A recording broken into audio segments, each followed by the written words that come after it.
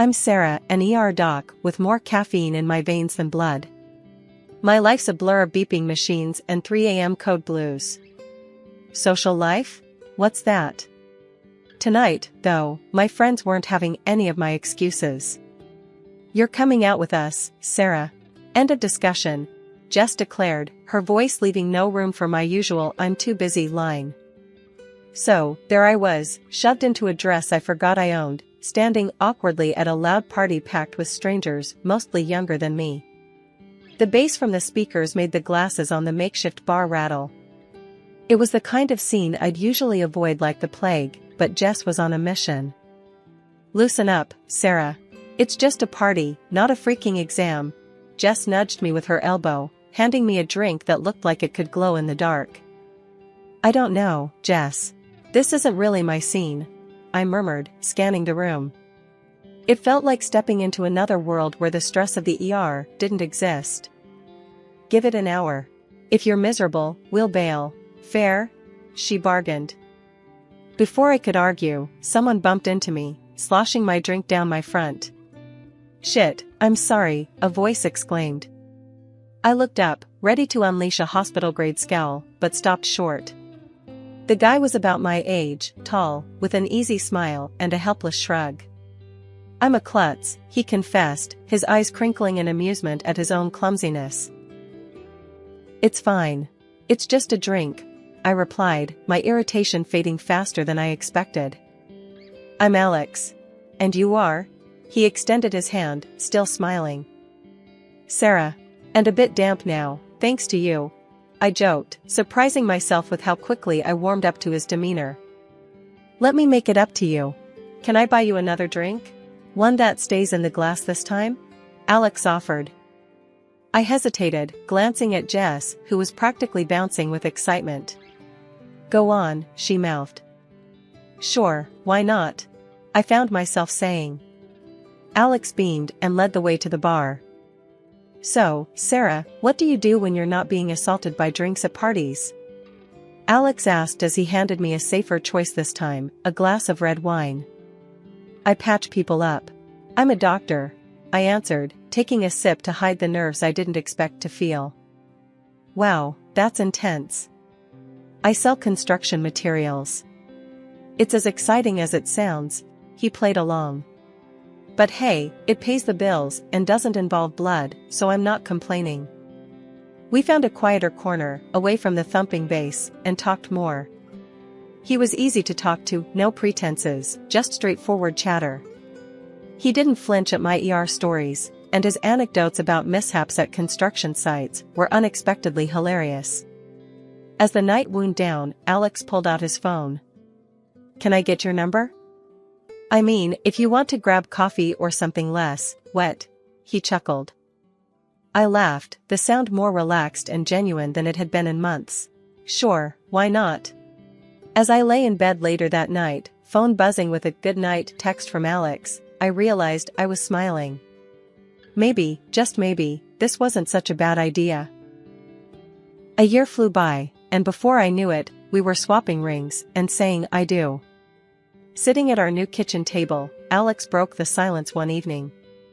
So, when do you think we should start trying for a baby?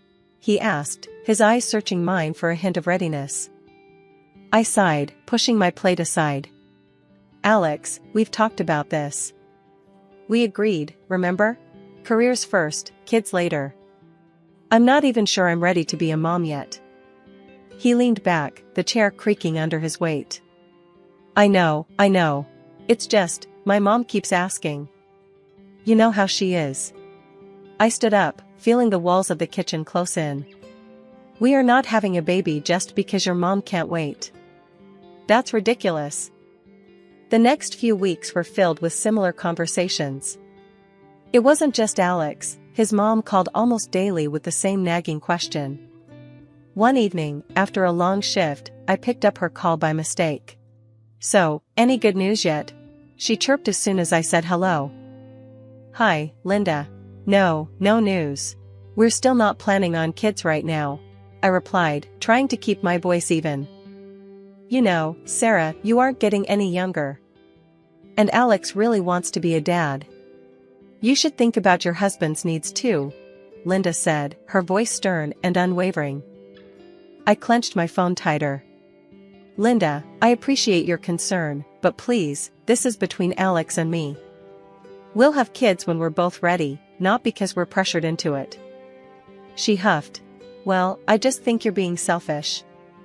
A baby would bring so much joy to the family. I'm not being selfish, Linda. I'm being sensible. Goodbye. I hung up, my heart pounding with anger. Days turned into weeks, and the pressure didn't let up. At work, my days were packed, the ER demanding all the energy I could muster. Home wasn't much of a sanctuary either, with the constant baby talk. One late night, as I came home exhausted, Alex was waiting up. Hey, can we talk? He asked softly, noticing my weary eyes. Sure, what's up? I replied, dropping my keys and sinking into the sofa. It's about the baby thing again, he started, hesitating. I know we said we'd wait, but maybe we could just start thinking about it. Like, not trying, but not trying? I rubbed my temples, feeling a headache coming on. Alex, I can't do this tonight. I just worked a double shift.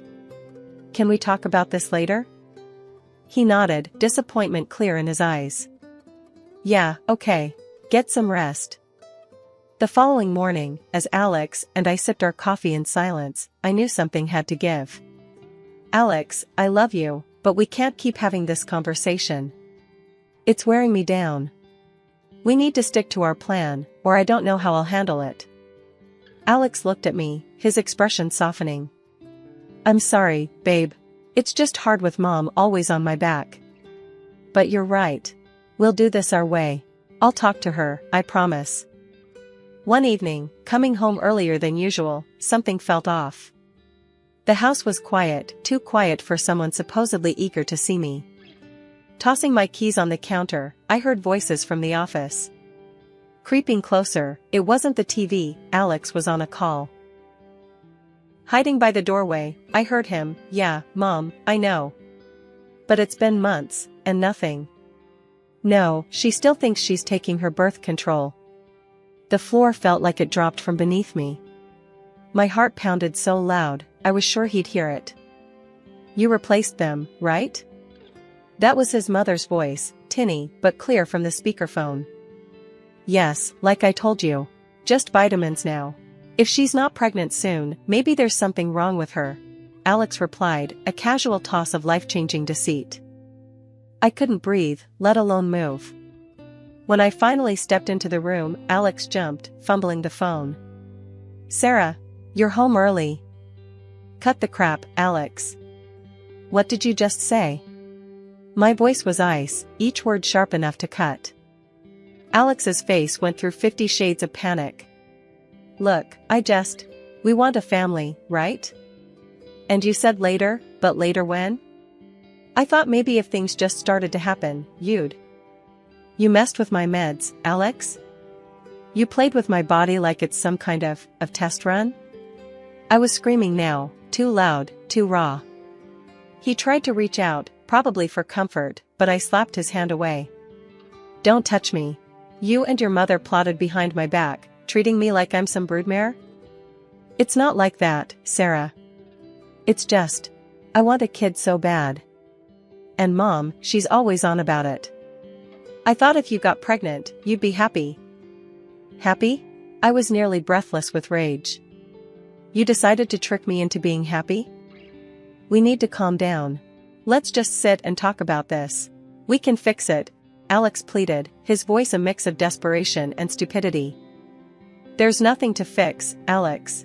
You broke us. You broke everything. I grabbed my coat, storming past him, his apologies just noise in the chaotic storm inside me. Family means everything to me, so despite the betrayal, I agreed to meet Alex halfway. We needed to clear up any doubts about our health, especially since he'd been messing with my birth control. We decided to get checked out at the clinic where I work, which made me feel a tad more in control of the situation. The day we went in for testing, the clinic was quiet, familiar. I felt my colleagues' curious eyes on us, but they respected my privacy. After the tests, the wait for the results felt like an eternity. Alex tried to make small talk, maybe to ease his guilt, but I just couldn't.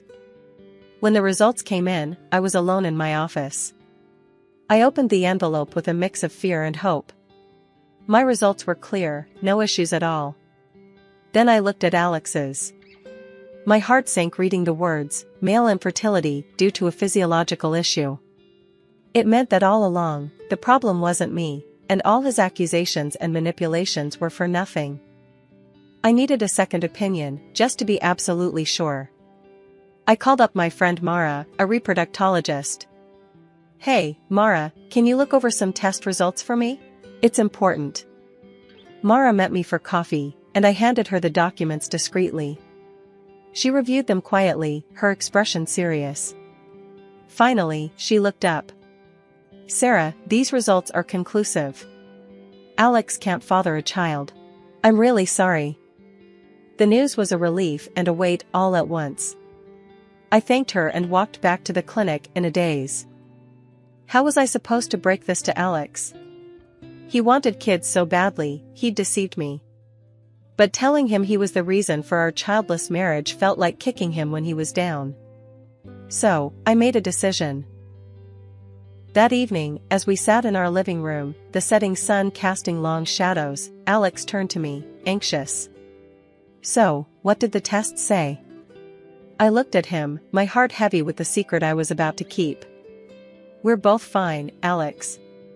There are just some minor issues, nothing we can't handle. We just need to keep trying." He exhaled, relief washing over his face, and I felt a pang of guilt for the lie. "That's great, Sarah. I was worried. We can work through this, right?" "Yeah, we can try." My words felt hollow even to my own ears. We spent the next few days in a tentative peace, but the lie festered inside me. I watched Alex as he started making plans, talking about future kids with a hope that stung my conscience. I tried to feel happy, to share in his optimism, but the truth was a barrier between us. One night, unable to sleep, I slipped out of bed and went to the living room. The moonlight streamed through the window, casting shadows that seemed to mock my turmoil. I dialed Mara's number. "Mara, it's me." I lied to him. Told him we're both okay. Mara was silent for a moment. "Sarah, I get why you did it, but this isn't something you can hide forever. He's going to find out eventually." "I know, but how can I crush him with this? After everything, how can I be the one to break him completely?" "It's not about breaking him, Sarah. It's about being honest with each other. This lie won't help either of you in the long run." Life threw us a curveball when Alex got offered a big promotion. It was a fantastic opportunity for him, but it meant moving to another state. I could see how much it meant to him, how his eyes lit up talking about the possibilities. He wanted it, and he wanted me there with him. Despite everything, our private struggles and the lies hanging between us, I said yes. Family was supposed to stick together, right? Leaving my job at the bustling ER in our hometown was harder than I thought. I loved the place, the pace, and the people. I was part of a team, a community. Moving meant leaving all that behind for a quieter, smaller clinic that, frankly, didn't spark the same passion in me. But I kept these feelings to myself. Alex was riding high on his new job, and I didn't want to be the rain on his parade. Our new life in a new city was different. I landed a job at a private clinic. It was okay, but it lacked the adrenaline rush of my previous ER shifts. I missed my old colleagues and friends terribly. The move also took its toll on our personal life. Alex buried himself in his work, and the issues we skirted around, like the ticking bomb of our non-existent family planning, started to resurface, but differently this time. Every month, like clockwork, Alex's mom would ring him up to ask if there was any good news. I wasn't privy to their conversations, but I could see the change in Alex afterward. He grew more distant, more sullen. One evening, after one such call, he let it all out on me. "We're not getting any younger, Sarah. You're a doctor. Shouldn't you be able to sort this out? figure something out? His words were like slaps, harsh and blaming. I was setting the table for dinner, and his words made me pause, hands trembling slightly. Alex, that's not fair. You know it's not that simple. He scoffed, tossing his phone on the couch. What's not fair is you not doing enough. Maybe if you were home more, instead of always at your new job, things might be different. That's not how it works, and you know it. Being at home more isn't going to change our situation. I shot back, frustration boiling over. His ignorance, or was it denial, about our real issues was maddening. He turned away, muttering something under his breath about how maybe a better doctor would have fixed it already. I wanted to scream, to tell him the truth about his own condition, but I bit my tongue. Telling him wouldn't just hurt him, it could shatter whatever was left of us. So, I swallowed the truth, along with my anger, and kept the peace. As the months turned into a year, and then two, the pattern continued. Alex started staying late at work, often going away on weekends. His excuse was always the same: I don't want to sit at home alone waiting for you to finish work. Each time he said it, it stung. It felt like an excuse, a way to avoid facing our reality together. I spent many nights alone, wondering if the gap between us was growing too wide to bridge. Our wedding anniversary was supposed to be a milestone, a celebration. I decided to make it special, despite the growing distance between Alex and me. I took a few days off, booked a cozy hotel, and planned a surprise dinner at one of the nicer restaurants in town, thinking maybe, just maybe, we could rekindle something. The day came, and I was a bundle of nerves, mixed with a bit of excitement. I left work early, got dressed up, and headed home to pick up Alex so we could start our evening together. But when I got there, the house was empty.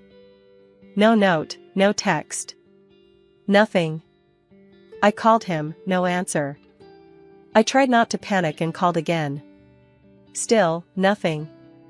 That's when I remembered the tracking app we both casually used to keep tabs on each other's whereabouts. I pulled up the app, hesitating for a moment, before I tapped the screen. There he was, not at work like he said he'd be, but at some restaurant across town. A part of me hoped, ridiculously, that he was planning his own surprise. Maybe this was some elaborate setup? Clinging to this hope, I caught a taxi and headed to the address on the app. I arrived at the restaurant, my heart pounding in my chest. I walked in, scanning the room until I found him. There he was, sitting in a dim corner, but he wasn't alone.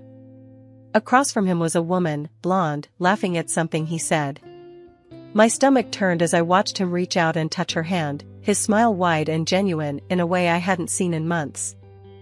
I stood there, frozen, as he leaned closer to her, whispering something that made her laugh again. That's when he did it, reached over and gently stroked her stomach. It was a small gesture, but it told me everything I didn't want to know. Feeling like I was going to be sick, I backed out of the restaurant. Once outside, I let the cool evening air hit my face, trying to collect my shattered thoughts. I should confront them, make a scene, something, but I couldn't. Instead, I got into the taxi, my hands shaking, and told the driver to just drive. As we moved away, my mind raced. All the late nights, the weekends away. It wasn't just work. It was her. Maybe it had always been her. Suddenly, I remembered the clinic results then, how they said Alex was infertile. A bitter laugh escaped me as I realized the absurdity of the situation. His mistress couldn't be pregnant by him. The irony was too much, and for a moment, I actually grinned amidst the tears. The taxi pulled up to our house, and I went inside one last time. I packed quickly, grabbing only what was necessary. Clothes, some personal items, and my dignity. I left behind anything that reminded me of Alex, of us. With my bags in hand, I called another taxi and directed it to take me to the hotel I originally booked for our anniversary. The hotel room was supposed to be a romantic getaway, but now it was just a quiet space to start figuring out my next steps. The morning after I checked into the hotel, I made a call to a lawyer recommended by a friend. I needed to sort out the divorce, and quick. My husband had tried calling multiple times since last night, but I wasn't ready to hear his excuses. I didn't pick up. At the lawyer's office, he laid out the steps for the proceedings. Given the circumstances of infidelity, you have a strong case for a favorable settlement, he explained, shuffling through some papers. Let's just get this over with, I replied, my tone flat.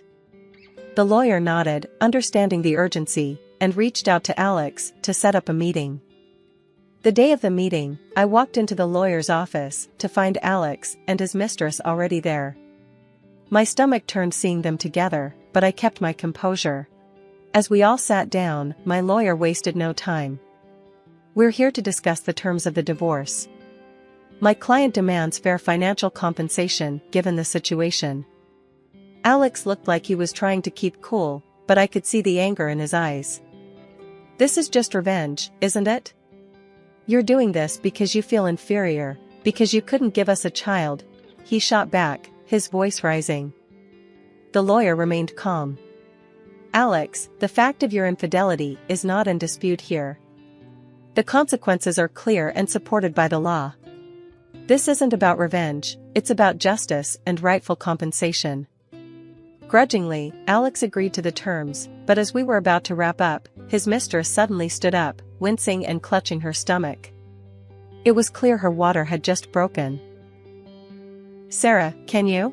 Alex started, panic lacing his voice. She needs a hospital, not me, I said sharply, standing up. I'm not the person you should be asking for help. Nevertheless, chaos ensued, and we all ended up rushing to the hospital with her. At the hospital, the scene was hectic as she was whisked away to the delivery room. Hours later, the news came, she had given birth to a healthy baby boy, but the child was clearly not Alex's. He was black, and both Alex and his mistress were white. Stunned, Alex turned to me, confusion written all over his face. Sarah, is this some sort of mistake? How can this? I couldn't help it, I burst out laughing. It was too much, the irony, the shock on his face. Alex, remember the infertility results? You're not the father. You never could be. His face drained of color as I handed him the divorce papers and the medical certificate that confirmed his condition. As he read the documents, reality hit him hard. He finally understood the full extent of his actions and their repercussions. Leaving the hospital, I felt a strange mixture of relief and vindication. Alex's calls flooded my phone as soon as I walked out, each one begging for forgiveness. But I was done. I blocked his number and didn't look back. Back in my home city, walking into the prestigious hospital where my career really began, I felt a rush of familiarity and relief. It was like stepping back into a life I'd almost forgotten, one where I was valued and respected. My colleagues welcomed me with open arms, their smiles and hearty welcome backs filled me with warmth. However, not everything was smooth. Linda, my ex-mother-in-law, started calling me frequently, her voice always carrying a tone of desperation. Sarah, you need to come back to him. He's a mess without you, she would say, her demands growing more insistent with each call. I tried to be patient, to explain that it was over, but she wouldn't listen. One day, she showed up at the hospital unannounced. Her appearance was disheveled, her eyes frantic. Sarah, you have to fix this. Alex has started drinking, he's lost his job because of it. I'm supporting him now. He needs you, she pleaded, causing a scene in the middle of the lobby. I took her aside, keeping my voice low and firm. Linda, I am not responsible for Alex anymore. We are divorced. He is not my concern. Please stop contacting me and do not come here again. Her face twisted in anger, and she began to shout, drawing the attention of patients and staff. You owe him. You can't just abandon him, he's your husband. He was my husband. I owe him nothing now. This is a hospital, Linda. You need to leave, or I will call security, I responded, my patience finally wearing thin. She continued to argue, but I walked away, signaling to one of our security officers who promptly began to escort her out. When she resisted, I didn't hesitate, I called the police. Despite the drama, life got better day by day. I reconnected with old friends and made new ones.